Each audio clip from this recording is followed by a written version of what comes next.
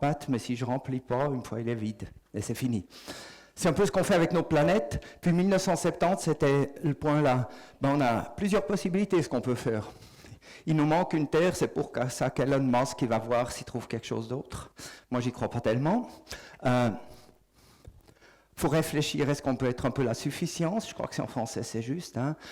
L'efficacité, qui a aussi été dit par Benoît Revin, ça c'est le kilowattheure qu'on n'utilise pas, c'est le kilowattheure le meilleur marché. Et puis là, il faudrait peut-être pas trop faire de légiférer d'urgence, et puis dire maintenant je réduis les prix de l'électricité, il faut couper, parce qu'après j'économise plus, ça me fait pas mal au porte-monnaie. Et puis les énergies renouvelables. J'aimerais commencer un peu sur le niveau global, et puis vous dire tout le fossile là, si vous regardez ça, ça a 24 cm de diamètre. Le tout se joue dans quelle épaisseur, vous pouvez vous imaginer, s'il y a le fossile qui sort et qui rentre là-dedans. Est-ce que c'est 1 cm, 2 cm, 1 mètre? L'atmosphère, elle s'est malheureusement cassée en route. Ma cellule, là, dans le train, c'est l'épaisseur de cette cellule solaire. Hein. C'est 140 microns. Mais tout ce qu'on brûle, là, ça sort, après ça va dans ces 140 microns.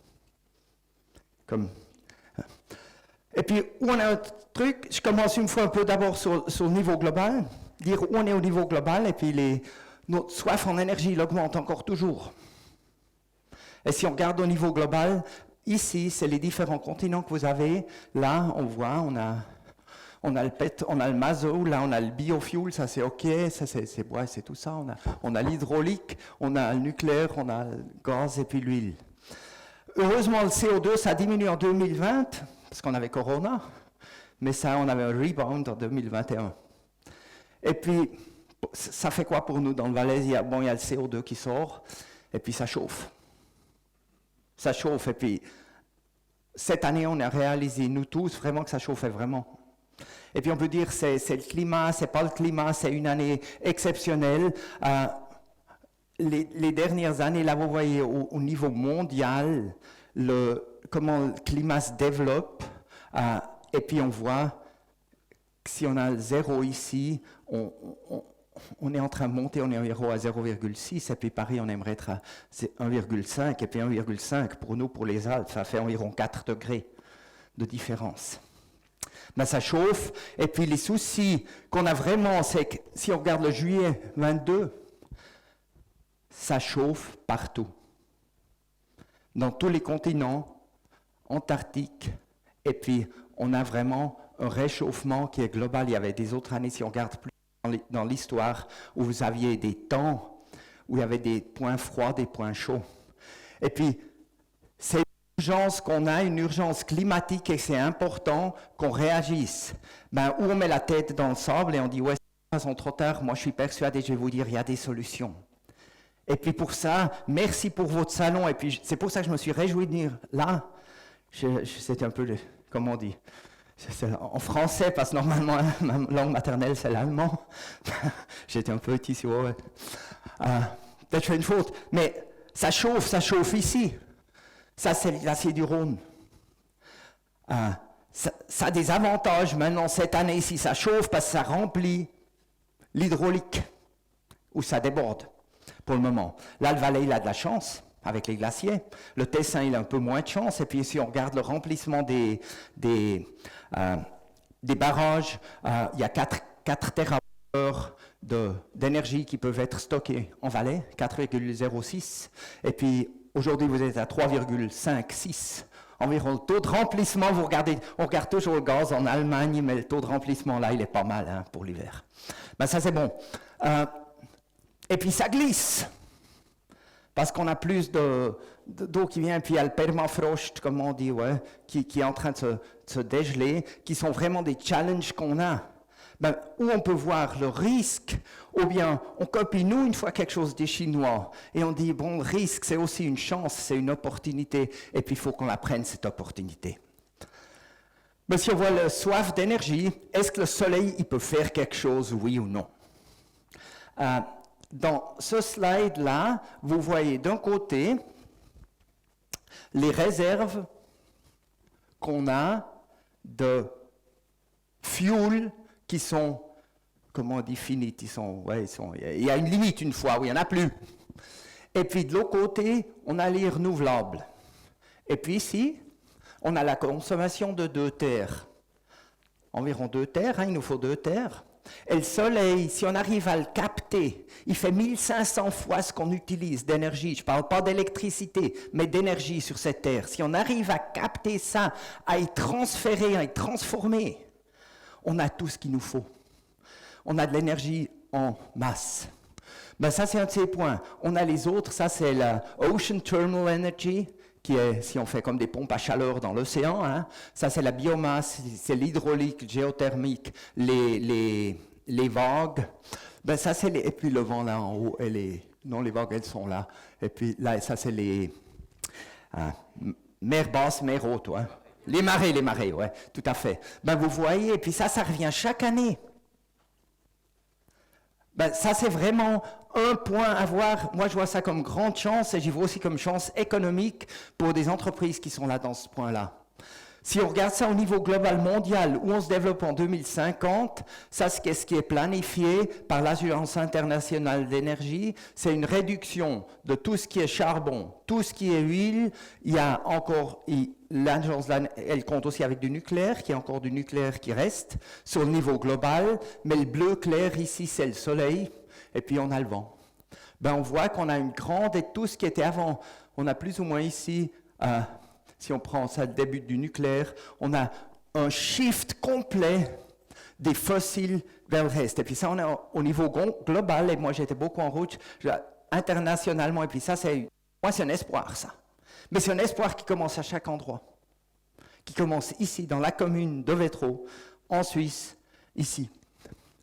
Et puis si on regarde les scénarios pour la Suisse, qu'est-ce qu'on attend là? Ça, c'est les perspectives énergétiques de la Confédération pour 2050.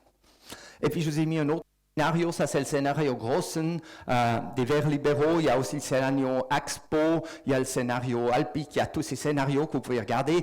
Tous ces scénarios, ils ont quelque chose de commun. Ils ont nettement plus de solaire que ce que la Confédération planifiait il y a 3 ou 4 ans. Ce qu'on voit ici, c'est le brun clair, ça c'est les centrales nucléaires en Suisse, avec les planifications qu'on avait il y a 3 ans quand on les arrête, quand elles sont mises hors service. Aujourd'hui, on sait, on n'a pas dans la loi, et ça c'est important à savoir, on n'a pas de date finale en Suisse. Et ça c'est bien, on peut les utiliser aussi longtemps jusqu'à qu'elles sont sûres. Les Allemands, ils ont dit on va déclencher une date finale, maintenant ils sont en train de voir comment ils peuvent bouger, les Belges aussi. Et puis là, je crois que la politique a vraiment fait un bon truc. On a dit, OK, on veut sortir du nucléaire, on veut une transition.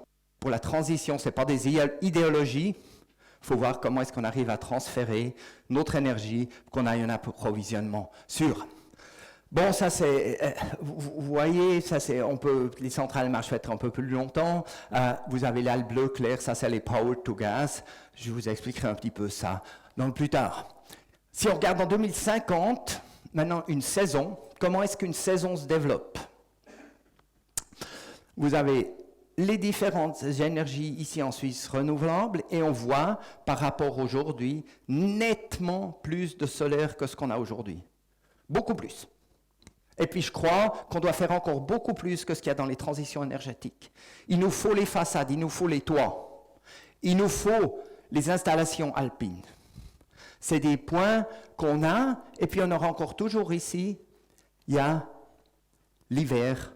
Qu'est-ce qu'on fait en hiver avec cette énergie? Et où on y va? Ici, vous voyez aussi des petits trous, mais ce qu'on a là, c'est le bleu, c'est le power to gas, c'est-à-dire avec le surplus en été, on le transforme par exemple en hydrogène, on le transforme dans des autres éléments, on le pompe, qu'on puisse réutiliser en hiver. C'est les différents scénarios, et puis de ça, j'aimerais un peu sauter. Ah, il sonne le réveil. Maintenant, je me suis dit, ouais, c'est bon, c'est temps de se réveiller. Si on regarde où est-ce qu'on est dans le solaire, nos chaînes d'approvisionnement,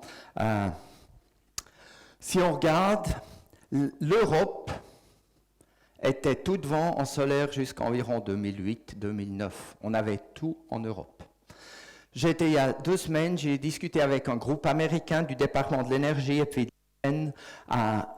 Puis je leur ai montré ce slide-là. Pour faire une cellule solaire, il vous faut du polysilicium. Ça c'est fait du sable, et puis après le sable, vous le raffinez. On a des raffineries en Europe. On en a en Amérique.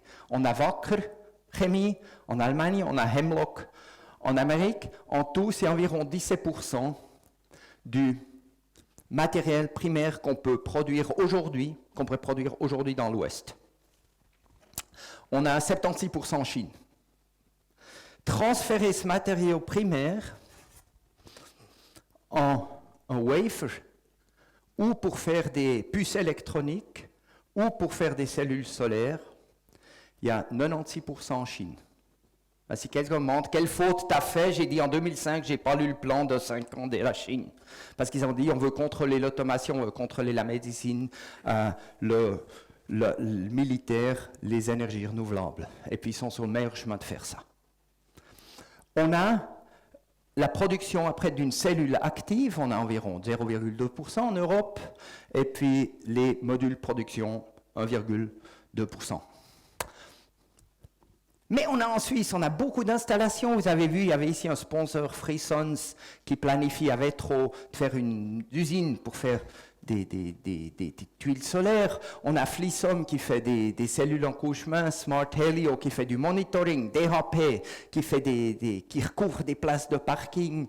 Il y a l'innovation, il y a Insolite pour l'agrivoltaïque. Il y a tout ça, on a l'EPFL, on a le CSM, on a l'EP, et puis on a toutes les autres écoles, l'autre école ici au Valais, à Sion, qui ont des dizaines d'années davantage. Je viendrai un petit peu pourquoi on a ça. Et puis pour nous, maintenant je vais expliquer un peu 3S, ce que nous fait pour nous, ce que je vous ai dit, on a des grands défis. On a la décarbonisation du bâtiment, d'un coin, et puis de l'autre coin, on a une asymétrie globale frappante dans la production et les chaînes d'approvisionnement. Mais pour nous, ça nous donne une chance. On a un climat spécifique en Suisse, et puis on a une construction, moi j'aime, on a parlé sur la loi de l'aménagement du territoire, mais pour moi c'est aussi un peu, si je vois votre commune là, il y a des belles maisons et c'est joli. J'aimerais pas voir partout après, comment dire, comme une vieille de lapin où vous aviez un truc sur le toit, et puis vous mettiez vos skis, vous mettez les panneaux solaires dessus. Il faut aussi un peu regarder à ça, et puis ça c'est notre passion. Nous on a développé des produits d'intégration, je vous montrais ça, on automatise, on produit en Suisse, on est un producteur suisse. On a des places de travail ici, et puis on définit nos produits qui puissent tenir finalement pour les conditions météorologiques qu'on a ici. On avait là, je vous donne un exemple, près de chez nous, on a eu beaucoup de grêles les 3 dernières années, il y avait des événements de 300 ans. Là, je crois que vous êtes encore un peu à la sûreté de la grêle. De ce côté-là, le Valais est pas mal, mais si vous regardez sur Bulle, Gruyère, il y a eu des grands dégâts. Et puis, là, vous voyez un toit, les tuiles sont fichues. Les panneaux solaires qui ont été mis sur le toit, ils sont abîmés, ils ne servent plus rien à la transition énergétique, il faut les échanger. Et puis, là, on a nos produits. Et puis, ils ont tenu. Parce qu'on teste avec 5 cm de grêle à 80 km à l'heure. Ben ça, c'est des points différents, et puis c'est vraiment là où on nous différencie. Oui, si on regarde un petit peu sur la légifération et puis sur les discussions qu'on a politiquement, pourquoi est-ce que nous, on est en Suisse? Si on regarde ici, ça c'est le prix du brut.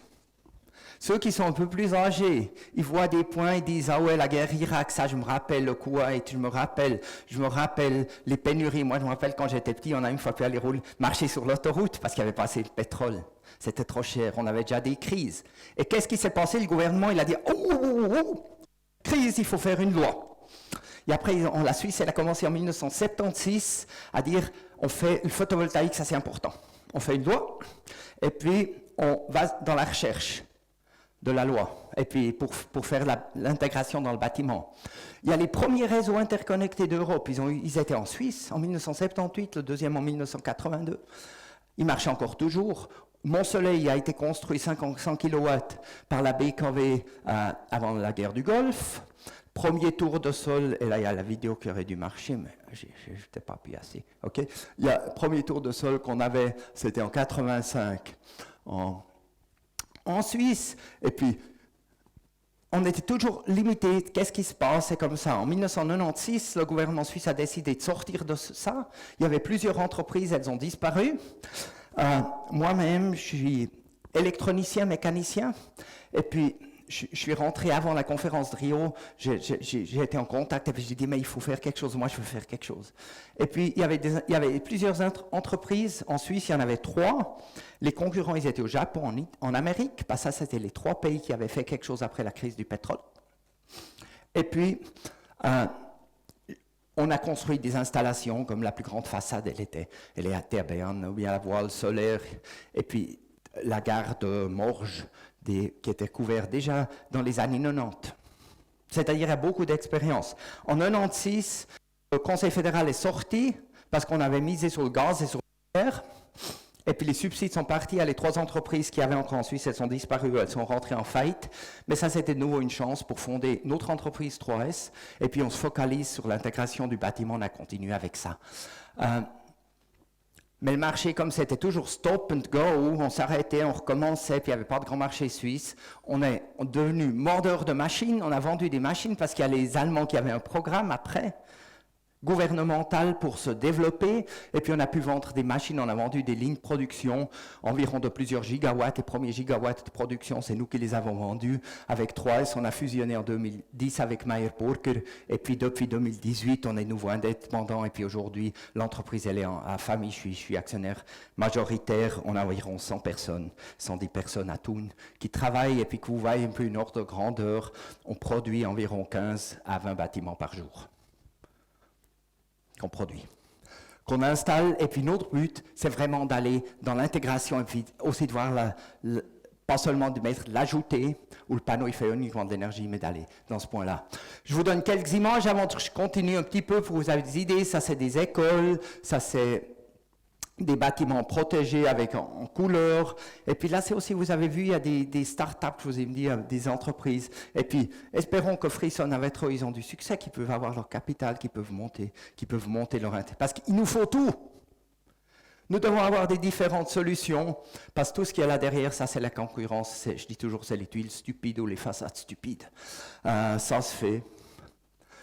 Ou bien des éléments comme ici, que vous voyez qui réfléchissent plus, qui ont plus d'éblouissement. Ça, c'est un point qui m'est important aussi. Si vous avez, là, vous voyez la vallée, pas que si vous êtes au-dessus de la vallée, vous avez tout plein de lumière qui vous éblouit.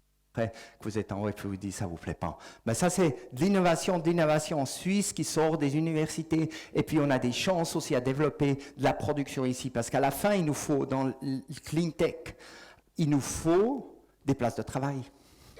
Et puis c'est une chance de faire tout ça. Je vous montre un peu des façades. Et puis vous pouvez bien entendu aussi l'avoir en couleur. Pour qu'on ne doive pas voir tout qui soit noir. Bon, ah ouais, ça c'est...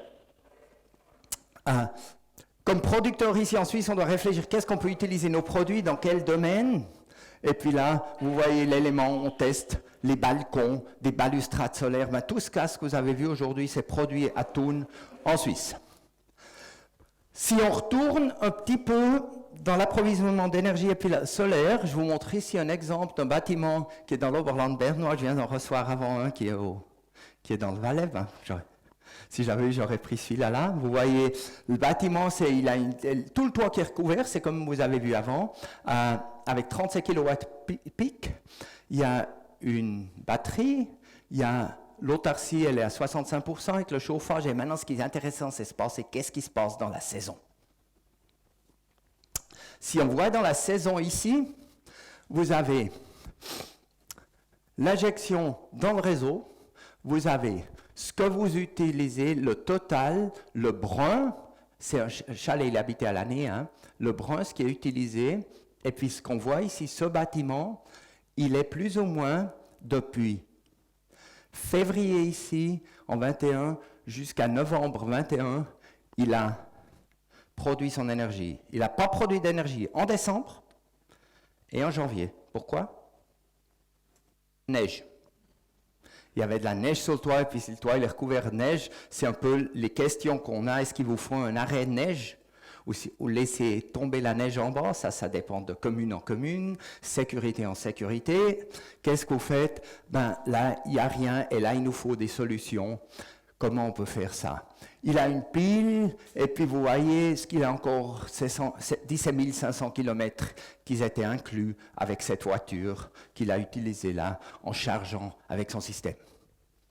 La mobilité, il y a 2 semaines, il y a Amok, vous connaissez peut-être, qui est un des plus grands vendeurs de voitures en Suisse, avec 30% du marché, qui a repris le plus grand installateur solaire.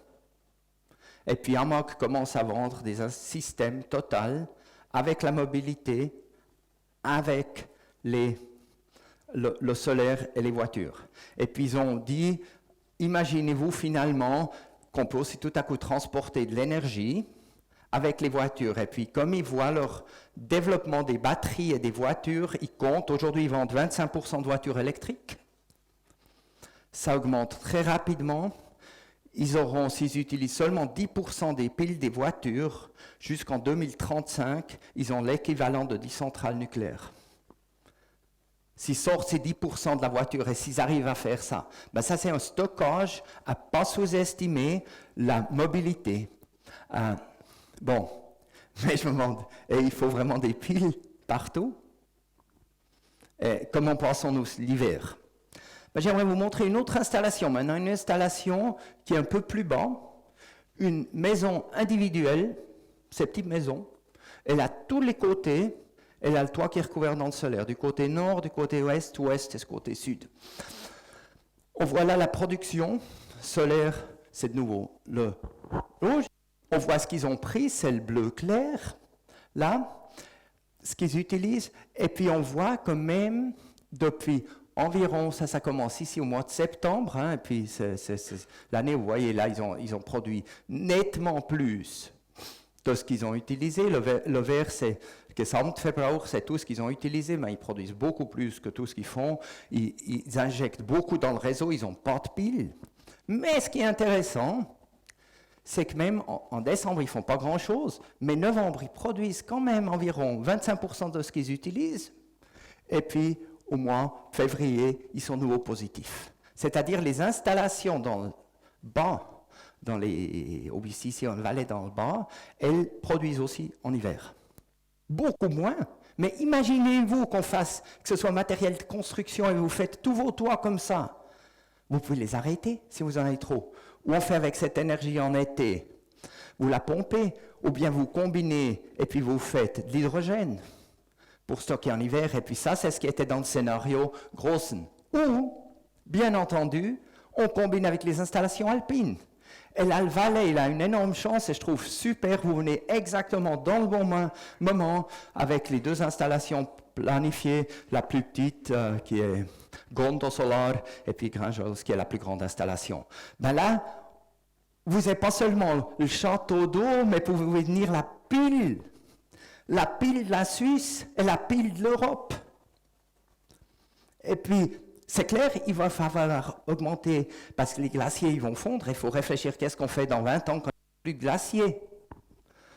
Les statistiques aujourd'hui des universités disent qu'on a environ entre 10 à 30 ans, on a encore les glaciers, mais alors il faudra quand même augmenter un peu les murs, l'auteur des murs, qu'on aille s'il pleut, parce qu'on a beaucoup plus pli, qu'on arrive à la...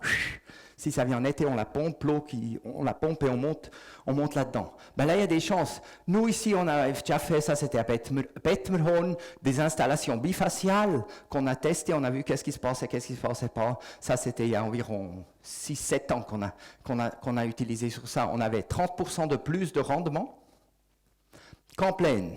Et puis surtout le rendement en hiver. L'avantage quand il y a de la neige, mais là, c'est aussi important de voir qu'est-ce qui se passe s'il y a là, la neige, il y a le vent qui vient parce que ça fera des tourbillons. Mais je ne sais pas s'il n'y a pas de neige là-bas. Il faut faire attention, pas que ça monte trop. Et puis là, j'espère vraiment qu'on arrive, tout le savoir-faire qui est distribué en Suisse, qu'on arrive vraiment à l'utiliser pour le bénéfice de tout le monde qui est là-dedans. Vous avez encore un autre truc. Il y a 2 semaines, j'étais à l'inauguration de Nandedrans. Ça, c'est un investissement qui a été fait. Il y a quelques années, il y a tout le monde qui a dit « mais ils sont fous ». Ils sont fous de faire ça. Et puis maintenant, tout le monde dit, mais c'est super. Parce qu'on a vraiment, il y a 1 gigawatt de pompage turbinage. Si vous imaginez 1 gigawatt, c'est la puissance d'une grande centrale nucléaire que vous pouvez pomper, vous pouvez installer tout le courant. Et puis là, on a une chance, si on travaille ensemble, pas idéologiquement cette technologie ou cette technologie, on a une chance pour aider ici. Et puis, avant les questions, quand même vous dire, c'est intéressant ça, vous regardez là, la vitisphère, les Français ils ont des problèmes parce que c'était trop sec, il fait trop chaud pour le vin. Moi j'ai parlé avec un vigneron, il m'a dit, mais j'ai dit, mais c'est super, il sera meilleur ton vin. Il m'a dit, on est en train de voir qu'est-ce qu'on peut faire avec est-ce qu'il faut changer les cépages ou bien quelque chose d'autre, et puis c'est pour ça, je ne sais pas si on va faire du Rioja ici ou bien qu'est-ce qu'on va faire là. Mais de nouveau, on peut avoir d'innovation. Là, vous voyez un projet pilote avec la ZHV qui recouvre les raisins. Et vous avez 2 avantages. Premièrement, vous avez l'avantage que s'il y a de la grêle une fois, ça ne vous les fout pas en l'air. Ce n'est pas tellement important peut-être pour Vétro, mais il y a eu beaucoup de dégâts, par exemple, sur le littoral neuchâtelois. Vous pouvez recouvrir, vous pouvez limiter le soleil. Mais là, il y a beaucoup maintenant aussi, c'est aussi un énorme potentiel. On a un potentiel, et puis, mais ça, nous, c'est des challenges pour l'aménagement du territoire. Est-ce qu'on peut faire ça? Est-ce que ça devrait éblouir, ou bien ça ne doit pas éblouir? Qu'est-ce qu'on fait? Et puis là, il y a beaucoup de recherche qui est fait avec les autres écoles pour le moment. Et puis là, je vois aussi un potentiel qui aide, premièrement, à faire sûr qu'on ait du vin local, et puis qu'on ait de l'autre côté notre approvisionnement. Et puis, bien entendu, j'espère que les panneaux qui sont dessus, comme j'aime pas tellement, je préfère le vin valaisan au vin chilien, qu'on ne va pas prendre tous des panneaux chinois. Et puis, j'aimerais arrêter avec ce slide-là. Et puis, malgré tous les problèmes qu'on a, malgré tous les défis qu'on a, le CO2, la moyenne par capita sur le monde entier, c'est 4 tonnes de CO2 par personne. La Suisse, on dit on n'est pas mal, on est peu au-dessus de 4 tonnes. Mais on oublie que la plupart de nos éléments d'habits qu'on a, qu'on achète, il y a beaucoup qui viennent de l'étranger. Et puis, Paris, ils ont trouvé le système territorial. Ben, nous, en Suisse, on est relativement propre, mais si on intègre tout ce qu'on importe, on est à 13 tonnes. Puis la moyenne mondiale, elle est à 4 tonnes. Ben même si dehors et on dit que c'est vert, oui, c'est vert, mais on peut réagir. Et puis on peut monter une industrie, donner une chance à l'industrie d'export ici. Pour ça, c'est important qu'on n'aille pas uniquement des légiférations d'urgence. Maintenant, il faut faire quelque chose, il faut tout de suite mettre du solaire partout. Et, mesdames, messieurs, il y a quelqu'un qui doit l'installer. Ben, faut faire attention qu'on n'aille pas maintenant. Il y a un de gauche-droite qui dit, moi je fais aussi du solaire, parce que... Et puis dans 4 ans, ça ne marche plus. Ben, ça, c'est une chance pour nous. L'efficacité énergétique, c'est une chance pour des nouveaux systèmes. Le courant électrique qui est cher, pour moi, comme entrepreneur, ça me fait mal. Mais il y a chacun chez moi dans l'entreprise qui sait maintenant, maintenant il faut encore vraiment économiser plus. Si maintenant je dis je limite le prix du courant pour le particulier, je me demande qui c'est qui paye premièrement, et deuxièmement, j'économise plus. Ben là il faut voir où il y a le marché qui fait du sens et où il y a le marché qui ne fait pas de sens. Et puis, si je reviens au Valais, félicitations, avec ce qui s'est mis ensemble. C'est comme le vin, je ne sais pas si c'est appellation d'origine contrôlée ou bien si on peut faire un AOC de ça. Et puis, bien entendu, j'espère que pour l'aménagement du territoire, vous avez eu quelques projets, qu'on pourra faire beaucoup de projets aussi dans le Valais, et puis tout ça. Et puis, j'aimerais que vous preniez on a un challenge. Aujourd'hui, il y a beaucoup qui est fossile. On le savait dès le début, on regardait tous à cause de la sécurité d'approvisionnement. Vers le pétrole, on pensait à l'Arabie Saoudite et puis tous ces pays du Golfe. Bon, ben, le risque, il est venu du gaz. Mais on a encore toujours le 3/4 de nos énergies qui sont fossiles. si on regarde l'énergie, et pas seulement le courant électrique. Et puis la transition énergétique, c'est une chance. Merci Vétro pour votre engagement. Merci qu'il y a des gens là qui ont dit on veut faire quelque chose, on veut informer, on veut montrer. J'étais ce matin, quand je suis venu en train, il y avait une classe qui allait à Sion. Il y a les enfants, ils disent, excusez-moi, mon papa, il a dit maintenant, il investit dans du pétrole, parce qu'il y a le pétrole qui monte. Et puis, ils discutaient, les enfants, et puis il y en a un qui a dit, ouais, mais peut-être il faudrait plutôt faire du solaire. Mais je crois, l'information, montrer qu'est-ce qu'il y a, montrer le potentiel que vous avez ici, en Valais, avec l'hydraulique, avec le solaire, en étant tôt, en pensant des grandes installations solaires, vous pouvez utiliser le momentum, vous pouvez créer des places de travail, et finalement, aussi ça fait des impôts, ça aide à tout le monde. Et puis, je me réjouis de voir comment ça se développe, et puis merci beaucoup. S'il y a encore des questions, je suis encore 10 minutes ou 5 minutes pour des questions. Merci beaucoup.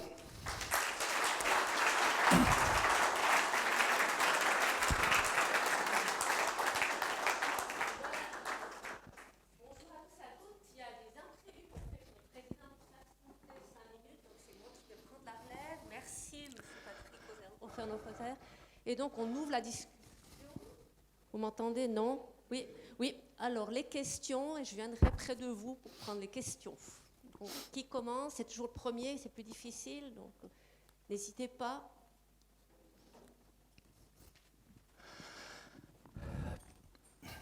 Voilà, je vous laisse juste peut-être vous présenter, comme ça on sait aussi pourquoi vous êtes là, pourquoi vous posez la question. Merci. Je suis professeur à la HESSO. Et je suis l'heureux propriétaire des panneaux solaires 3S. Et franchement, ils sont super vos panneaux parce qu'à 2000 mètres, en fait, ils sont super solides et donc ça, c'est génial. Mais ce n'est pas la question que je voulais vous poser. D'installer des panneaux solaires à Gondo, où il n'y a aucune infrastructure technique, alors qu'on reçoit autant de soleil à Crans-Montana, sur les remontées mécaniques, c'est pas possible qu'on puisse encore une fois mettre l'homme au centre du problème. Il faut foutre la paix aux zones où on n'a pas industrialisé. On a d'autres régions, et les remontées mécaniques, c'est le bon exemple.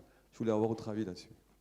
Je suis tout à fait... Là, je ne connais pas les différents endroits. J'étais pas encore à Gondo.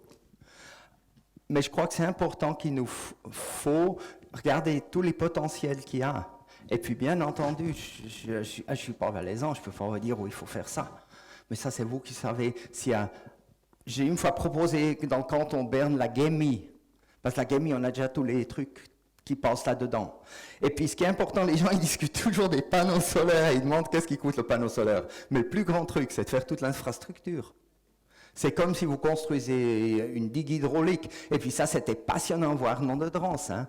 Pour Gigawatt, on a construit 14 ans. On a construit 18 km de tunnels. Et puis des énormes caves. Ben, c'est un investissement qu'on a fait. Et puis, ce qui était cher, c'est pas les 6 turbines. Mais c'est tout le reste.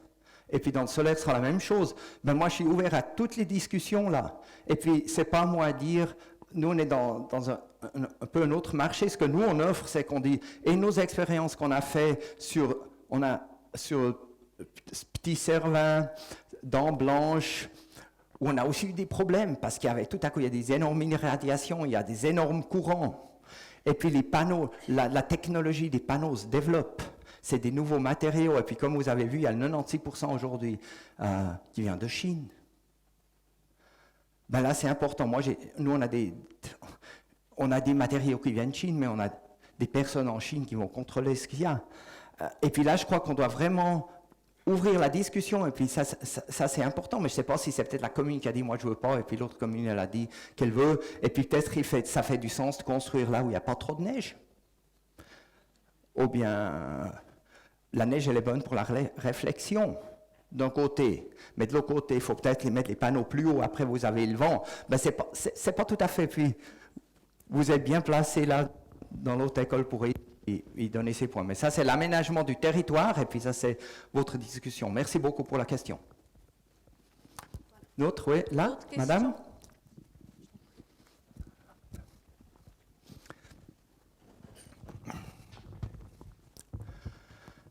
Bonjour, Marie-Josée Reuse, députée au Grand Conseil. Moi, j'ai une question. Vous parlez de photovoltaïque parce que c'est votre entreprise, mais là, quand vous mettez tout ce qui existe, vous ne parlez jamais de production de chaleur, par exemple, par les panneaux solaires thermiques qui produisent directement de la chaleur et de l'eau chaude. D'accord, parfait. On a aussi des panneaux thermiques. Je n'ai pas fait une présentation d'entreprise ici, ce n'était pas mon but de dire ce qu'il y a. Bien entendu, il y a tout plein de différentes solutions. Il faut utiliser ces solutions avec les pompes à chaleur du lac, par exemple, avec la petite hydraulique, avec le thermique fait du sens là où vous avez déjà un stockage, par exemple, combiné avec le bois. Avec les pellets, vous pouvez engager le thermique. Il y a des grands discounts, des projets de thermique qui sont dans les réseaux à chaleur, où ça fait du sens. Pour la transition énergétique, il nous faut tout.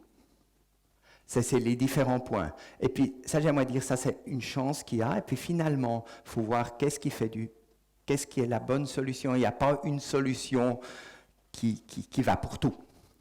Ben, c'est correct, vous avez des choses là.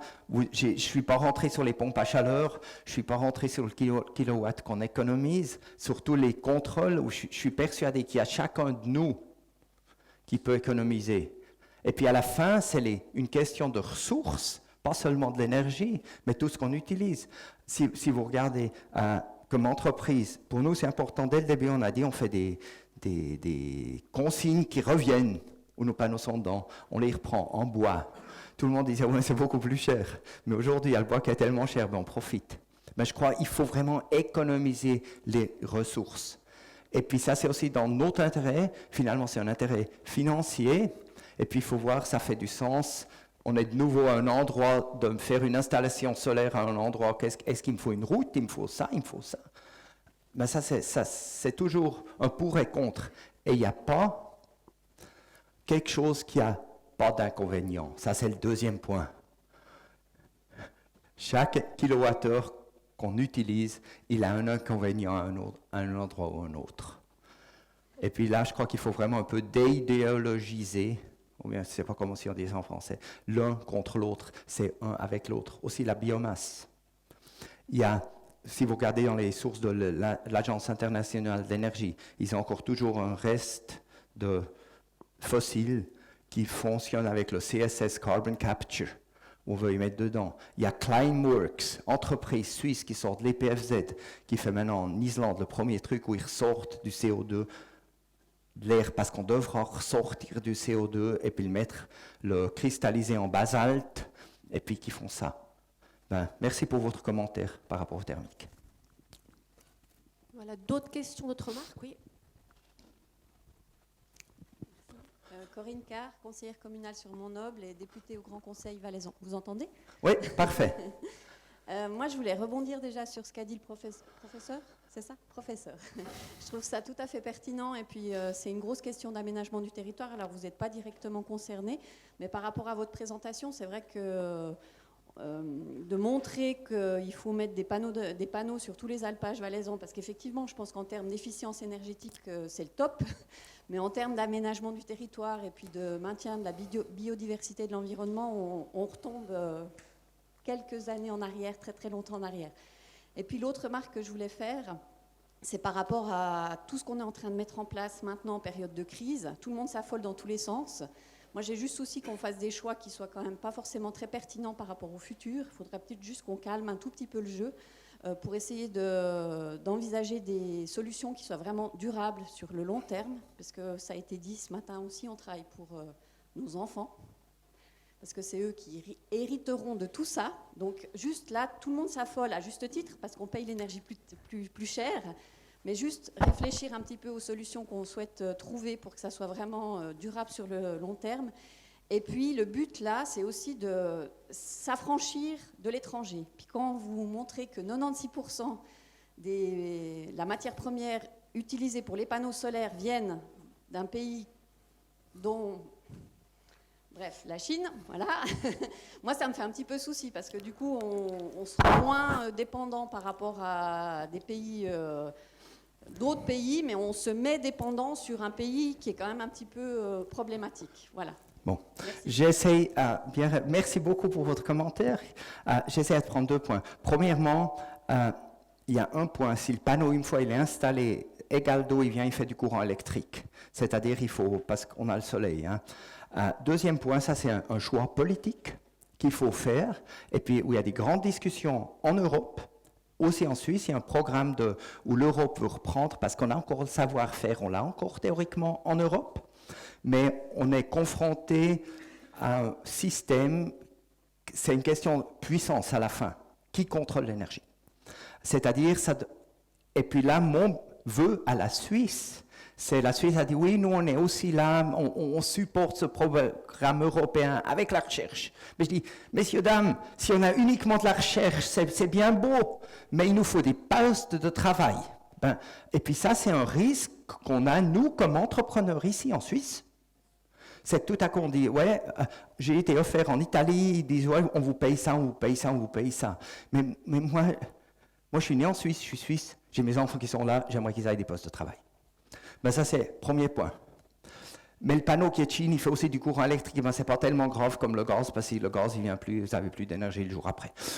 Deuxième point, que vous avez dit, la légifération d'urgence. Moi, je dis un peu, on est dans un système légifération panique. Et puis, là, je suis aussi d'accord avec vous, j'ai essayé d'expliquer dans ma conférence, j'ai dit, c'est bien beau de faire quelque chose, mais si...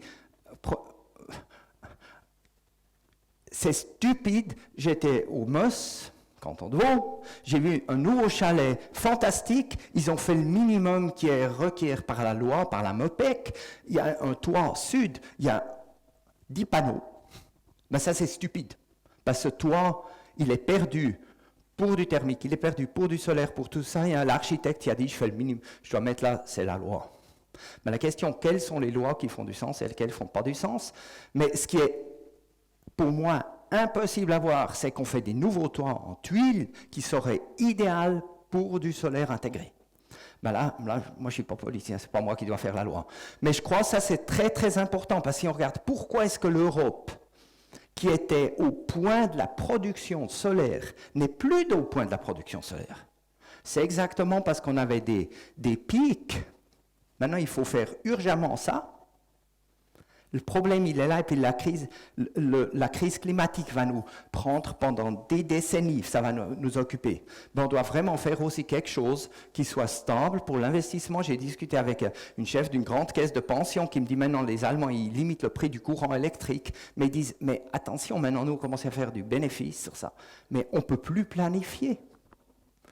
Si vous réagissez tout de suite, ça c'est un peu les questions où le marché dans l'énergie ne fonctionne pas. C'est clair, on a une guerre pour le moment qui change un peu tout. Là, il y a peut-être certaines urgences qu'il faut faire, mais je crois qu'on est bien à peut-être faire un pas en arrière ou monter sur la montagne et regarder en bas et discuter tous ces points qui ont été placés comme par le professeur ou qui ont été discutés par vous. Je crois que le solaire, il vient de toute façon. Hein. Un qui fait son toit en tuile, il est stupide aujourd'hui. Désolé à ceux qui vendent encore des tuiles. Christophe. Non, et puis là, vous voyez différent, il y a Avis qui est là, et puis tout ça. Mais merci. Je crois, et ça c'est très important pour vous, dans la politique, de voir qu'on a un temps long. S'il y a des entreprises qui discutent à ça, en placer ici, ils veulent aussi savoir, ils ne veulent pas venir, j'espère, pas pour 4 ans, et après 4 ans, ils disent, maintenant on a fait l'argent, on ferme la boîte. Et puis c'est ce qui s'est passé dans différents pays, qu'on revoit de nouveau en Italie, où l'Italie a beaucoup de subsides, il y a des gens qui rentrent, mais on est dans une transition, et puis cette transition, comme prenez une endurance, 14 ans, vous n'auriez pas pu commencer à creuser 2 ans après, vous dites, oh, non, je crois que je fais un trou à un autre endroit. Merci pour votre commentaire. Bon, moi j'ai le temps, mais c'est à vous à dire. Hein. Monsieur ? Bonjour, cher monsieur. Vous m'entendez? Oui. Zamba, je suis prof à l'HES Canton de Vaud, cher homologue. On va se rencontrer tout à l'heure pour faire connaissance, parce qu'on donne un peu le même cours. Ex-statisticien fédéral de la construction génie civil en Suisse, où je devais gérer 42 milliards et 14% du PIB. Donc 180 000 projets de construction, rénovation, démolition. Ma question est la suivante. Est-ce que vous avez visité le Bundesamt für Statistik? Le quoi? Bundesamt für Statistik, l'Office fédéral de la statistique à Neuchâtel. Qui a été construit par Powart, je crois. Hein. Ouais, Basel, jawohl. 1998, on a inauguré ce bâtiment. Aucun panneau solaire. Pourquoi? Je vous pose la question. Vous le savez? Oui. Bon, bah, vous pouvez me Un l'expliquer. de mes anciens étudiants de Yverdon a été le responsable des sondages. Oui. Alors oui, parce que j'aime pas avoir des choses devant la bouche comme ça, mais je risque de après le baver dessus. 2500 sondes, c'est un de mes anciens étudiants d'Yverdon qui était responsable, donc il y a une salle d'informatique. Nous avons du thermique solaire. On chauffe de octobre en février avec l'eau chaude, du thermique solaire. Évidemment, c'est une immense cuve qui fait 8 mètres de diamètre. Vous approchez à 6 mètres, vous ne pouvez pas vous approcher tellement qu'il fait chaud, et l'isolation. Si l'hiver est trop froid, on enclenche le gaz. Et puis, on constate aussi, on met du mazout. On a les trois concepts. Donc c'est un bâtiment pilote suisse fédéral reconnu européennement. Ma question est, que pensez-vous du thermique solaire?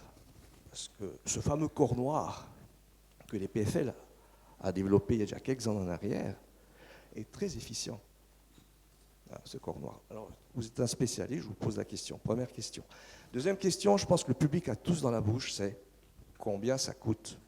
Combien ça coûte le Made in Switzerland au mètre carré panneau solaire versus combien ça coûte au mètre carré Made in China?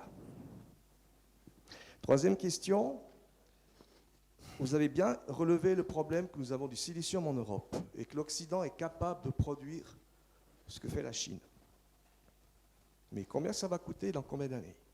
Je vous rappelle que la plus grande entreprise européenne thermique solaire était en Allemagne. Elle a fait faillite il y a une dizaine d'années en arrière. Ça, il faut le dire. Pourquoi elles ont fait faillite? Parce que la Chine est à 80 centimes de l'heure. Et le gouvernement chinois subventionne les entreprises chinoises. Donc, je reviens à ma question principale, monsieur le docteur. Combien ça coûte un panneau solaire Made in Switzerland, de haute qualité, comme on a vu, Okay. excellent par rapport à la Chine? Merci. Parfait. Je commence avec ce premier truc. Hein. Moi, je vends à l'installateur et l'installateur installe. Aujourd'hui, vous êtes environ à 500 francs le mètre carré installé. Ça c'est la réponse, combien ça coûte. Si je compare pour la Suisse. Si vous avez un panneau chinois qui produit uniquement de l'énergie, qui a une autre résistance à la grêle et tout ça, c'est pour ça que moi je ne me compare pas avec ça. Vous avez un panneau pas installé, je ne sais pas s'il faudrait demander à Avis combien il les vend installés. Le panneau lui-même, c'est environ la moitié du prix. Avec 3 mm de verre et comme ça.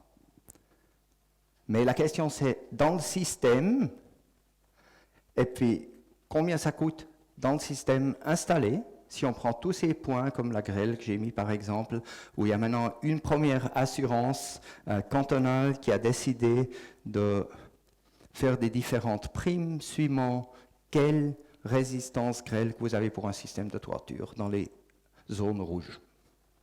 Ce qui est passionnant. Parce que ça, c'était la question coût. C'est plus cher, oui. Correct. Mais il y a tout qui est plus cher. Je vous demande combien je paye pour une bouteille de vin chilien comparé à un bon Salgesch, ou bien comme ça, ou un Humagne. Hein. C'est clair.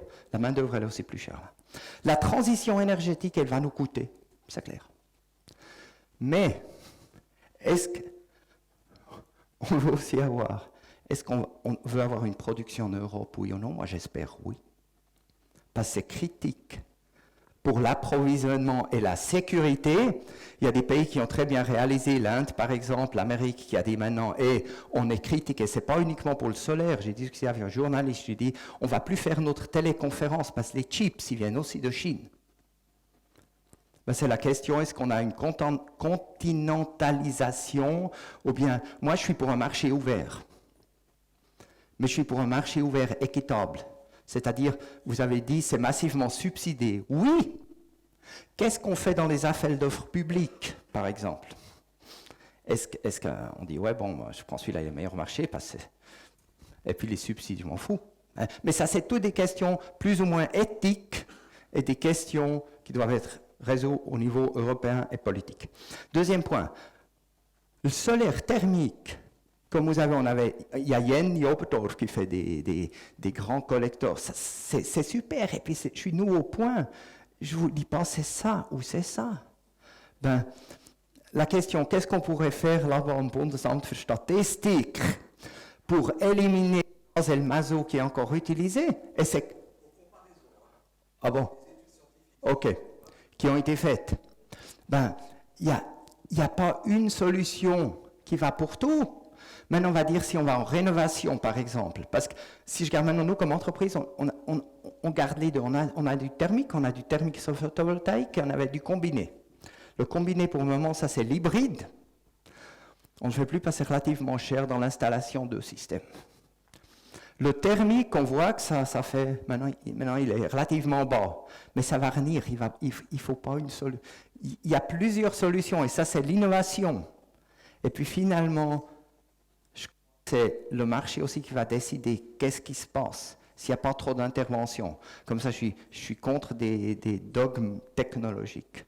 Mais ce que l'EPFL a fait aussi, ce que le CERN a fait avec Benvenuti, professeur, qui avait des tubes à très haut rendement. C'est super pour, par exemple, toutes les process heat, où il y a des procédés dans l'industrie. Par exemple, où vous séchez des fruits et tout ça, ça va bien. Ben, j'espère que je vous ai répondu. C'était quoi la troisième question? Bon, même pas. Voilà. Ben, Alors, ça, ce sera pour le café, hein, la troisième question et les autres questions. voilà, afin de respecter donc le timing de la journée, on va arrêter ici avec les questions.